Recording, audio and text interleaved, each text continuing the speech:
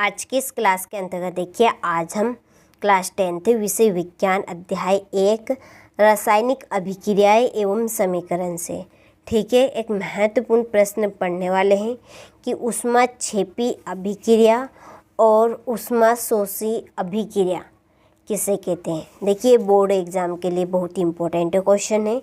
हालांकि ये board exam में अधिकतर पूछा ही जाता है, ठीक है, कि ऊष्माक्षेपी और ऊष्माशोषी अभिक्रिया समझाइए उदाहरण सहित। ठीक है, इस टाइप से आपका प्रश्न बनेगा। तो प्रश्न को आप नोट कर लेना अपनी नोटबुक में। ठीक है, तो चलिए दोनों अभिक्रियाओं को हम अच्छे से समझते हैं बुक में। ठीक है, यहाँ पर देखिए, तो एक तरफ मैंने लिखा है ऊष्माक्षेपी अभिक्रिया और दूसरी तरफ लिखा है मैंने ऊष्माशोषी अभिक्रिया। ठीक है, अब देखिए पहले हम इनका अर्थ समझ लेते हैं।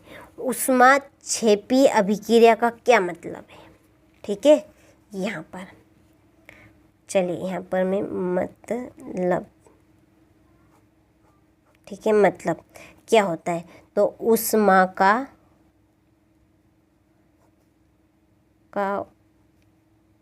उत्सर्जन। ठीक है, क्या होगा इसमें, ऊष्मा का उत्सर्जन होगा। ठीक है, उत्सर्जन यानी कि इसमें से ऊष्मा बाहर निकलेगी। ठीक है, बाहर निकलेगी इसमें से ऊष्मा। और ऊष्माशोषी का मतलब क्या होगा, इसमें ऊष्मा, ठीक है, ऊष्मा का इसमें क्या होगा, अवशोषण होगा। अवशोषण यानी कि इसमें ऊष्मा ग्रहण की जाएगी। क्या की जाएगी, ग्रहण की जाएगी। ठीक है, तो जिसमें ऊष्मा का उत्सर्जन होगा वह ऊष्माक्षेपी अभिक्रिया रहेगी और जिसमें ऊष्मा का अवशोषण होगा वह ऊष्माशोषी अभिक्रिया रहेगी। ठीक है, जैसे लकड़ी का जलना, लकड़ी का जलना। ठीक है, आपने लकड़ी जलती हुई देखी होगी, तो उसमें से आग निकलती है, तो ये इसमें ऊष्मा क्या है, बाहर निकल रही है, लकड़ी का जलना। ठीक है, इसी तरह से पानी, बादल में बारिश होना। ठीक है, बादल में बारिश होना। दूसरा उदाहरण है, बादल में बारिश होना। बारिश कब होगी, जब उसमें बादल में टेम्परेचर होगा, उसमें ऊष्मा जाएगी, यानी कि जितना अधिक गर्मी तपेगी। ठीक है, गर्मी तपेगी तब जाकर बारिश होगी। ठीक है, तो इस बारिश होगी यानी भाप बन के फिर जब पानी गिरता है नीचे तो ज़मीन क्या छोड़ती है, भाप छोड़ती है, तो वही तो ऊष्मा है। ठीक है, तो लकड़ी का जलना। ठीक है, आपको समझ में आ गया। अब देखिए यहाँ पर एक उदाहरण रिएक्शन लेते हैं, इससे आपको ऑटोमेटिकली ही समझ में आ जाएगा। ठीक है, चलिए, CaO, ये है कैल्शियम। ठीक है, ये आपका बुझा हुआ चूना, बिना बुझा हुआ चूना। कौन सा चूना है, बिना बुझा हुआ चूना।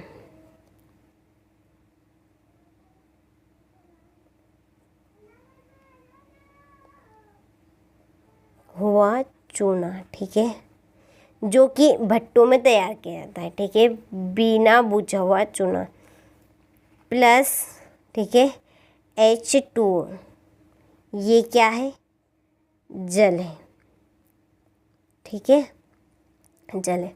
देखिए, हम बाज़ार से ये चूना लाते हैं, ये CaO, बिना बुझा हुआ चूना, और हम इसमें जब पानी डालेंगे, क्या करेंगे, पानी डालेंगे। ठीक है, तो ये बनेगा आपका Ca, ठीक है, CaOH और 2, ये आपका बुझा हुआ चूना हुआ चूना। ठीक है, ये कौन सा चूना है? बुझा हुआ चूना, जो कि पुताई के लिए काम आता है। ठीक है, प्लस इसमें क्या रहेगी? उष्मा बाहर निकलेगी, उष्मा।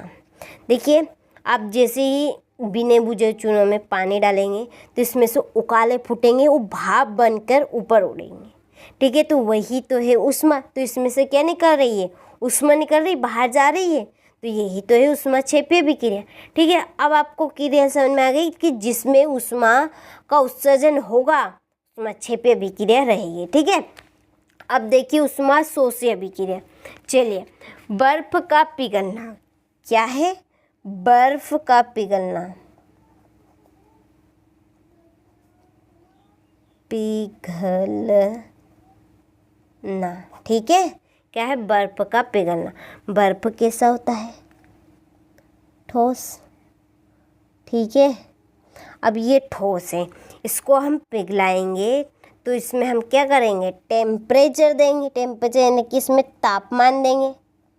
ठीक है, तब जाकर तो इस बर्फ पिघलेगा। ठीक है, समझ में आ गई? तो इसमें क्या हो रही है?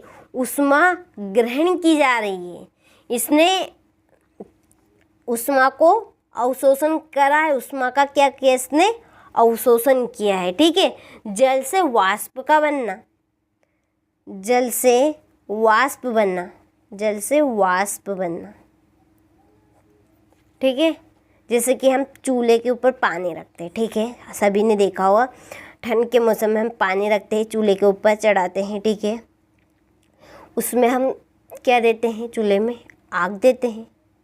तो उस पानी ने क्या की? उष्मा शोषण किए। ठीक है, तो शोषण की। ठीक है, चूल्हे पर हमने पानी रखा और थोड़ी देर बाद क्या करेगा? उसमें से उकाला फूटेगा और भाप बनकर ऊपर उड़ेगा। तो इसमें क्या हो रहा है? उष्मा इसमें शोषण हो रही है। ठीक है, अब आपको समझ में आ गई बात कि उष्मा शोषी अभिक्रिया में उष्मा का शोषण हो रहा है। जैसे कि बर्फ का पिघलना, बर्फ ठोस होता है, इसको पिघलाने के लिए हम तापमान देंगे, टेम्परेचर। ठीक है, तब जाकर ये पिघलें। तो इसमें उष्मा ग्रहण की इसने, जैसे जल से वाष्प का बनना। ठीक है, हम चूल्हे के ऊपर पानी रखेंगे, उसमें आग देंगे और तो शोषण होगा उष्मा का, और फिर जाकर जल से क्या बनेगा? वाष्प बनेगा। ठीक है, अब आपको समझ में आ गई उष्मा क्षेपीय अभिक्रिया, उष्मा शोषी अभिक्रिया। तो जिसमें उष्मा का उत्सर्जन होगा उष्मा क्षेपीय अभिक्रिया रहेगी, जिसमें उष्मा का अवशोषण होगा उसमें वहाँ उष्मा शोषी अभिक्रिया रहेगी। चलिए, तो आप इनकी परिभाषा यहाँ से नोट कीजिएगा। ठीक है, यह है आपकी पहली उष्मा क्षेपीय अभिक्रिया। ठीक है, तो देखिए कि वे अभिक्रियाएं जिनमें उष्मा का उत्सर्जन होता है। ठीक है, उष्मा क्षेपीय अभिक्रिया कहा जाता है। वे अभिक्रियाएं जिसमें उष्मा का क्या होता है? उत्सर्जन होता है, उष्मा क्षेपीय अभिक्रिया कहा जाता है। ये उदाहरण के लिए CaO बिना बुझा हुआ चूना, प्लस हम इसको पानी में डालेंगे तो ये बुझा हुआ चूना बन जाएगा, उसमें से उष्मा बाहर निकल जाएगी। ठीक है, और ये उष्मा क्षेपी के और भी आप उदाहरण लिख सकते हैं। ये शोषण की क्रिया, लकड़ी का जलना, बादल में बारिश होना। ठीक है, चलिए अब है उष्मा शोषी अभिक्रिया। तो वे अभिक्रियाएं जिनमें उष्मा का अवशोषण, ठीक है, अवशोषण होता है, उष्मा शोषी अभिक्रिया कहलाती है। क्या है उष्मा शोषी अभिक्रिया? कि जिसमें उष्मा का अवशोषण होता है, उष्मा शोषी अभिक्रिया कहलाती है। ठीक है, चलिए उदाहरण CaCO3, ये कैल्शियम कार्बोनेट, ये चूना 72। ठीक है, ये इस चूने को पहले क्या होता है? ये जो CaO है बिना बुझा हुआ चूना, ये पहले ऐसा है कि CaCO3 कैल्शियम कार्बोनेट यानी कि चूना 72 होता है। इसमें हम अधिक उष्मा देंगे। ठीक है, उष्मा देंगे तो ये कैल्शियम कार्बो ऑक्साइड बनेगा, ये बिना बुझा हुआ चूना। Plus CO2 carbon dioxide gas निकलेगी इसमें से, ठीक है। तो इसमें क्या हो रही है, ऊष्मा ग्रहण की जा रही है।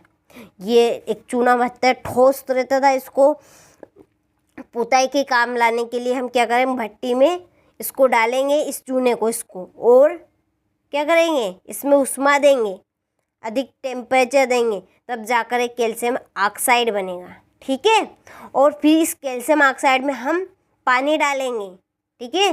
तो ये बुझा हुआ चूना बनेगा पुताई के काम के लिए, जब इसको हम पुताई में काम ला सकते हैं, ठीक है। ये चलिए और उदाहरण इसमें उष्मा शोषी के बर्फ प्लस उष्मा, ठीक है। तो क्या बनेगा, जल। बर्फ से हम बर्फ में उष्मा देंगे, टेम्परेचर, तो जल बनेगा, ठीक है। जल से वाष्प बनना और बर्फ का पिघलना, ठीक है। अब आपको इनकी परिभाषा और उदाहरण से अच्छे समझ में आ गई होगी। दोनों की परिभाषा, उष्मा क्षेपी अभिक्रिया और उष्मा शोषी अभिक्रिया, ठीक है। तो चलिए आप बिन झिझक होकर यहाँ से स्क्रीनशॉट लीजिए, उष्मा क्षेपी अभिक्रिया और उसके उदाहरण, उष्मा शोषी अभिक्रिया और उसके उदाहरण, ठीक है। चलिए, ये केवल आपको बात समझ में आ गई होगी मेरी। मैं क्या कहना चाहती हूँ कि उष्मा क्षेपी क्या है और उष्मा शोषी क्या है। तो एक वर्ड याद रखिएगा बस केवल, कि जिसमें उष्मा का उत्सर्जन होगा, ठीक है। उष्मा क्षेपी अभिक्रिया जिसमें उष्मा का अवशोषण यानी कि ग्रहण की जाएगी, वहाँ उष्मा शोषी अभिक्रिया, ठीक है। चलिए, तो मिलते हैं आपसे इसी तरह के इम्पोर्टेंट क्वेश्चन के साथ। बोर्ड एग्जाम में मैं आपकी काफ़ी मदद करूँगी और वही क्वेश्चन बताऊँगी जो बोर्ड एग्जाम में हर साल आपसे पूछे ही जाते हैं, ठीक है। इसके लिए आप चैनल पर नए हो तो चैनल को सब्सक्राइब कीजिएगा, नोटिफिकेशन ऑन करके रखिएगा, ताकि हर एक वीडियो की नोटिफिकेशन सबसे पहले आप तक पहुँचे। तो चलिए, मिलते हैं आपसे इसी तरह के इम्पोर्टेंट क्वेश्चन के साथ अगले, ठीक है। जब तक आप इसको नोट करें अपनी नोटबुक में और कंप्लीट करें।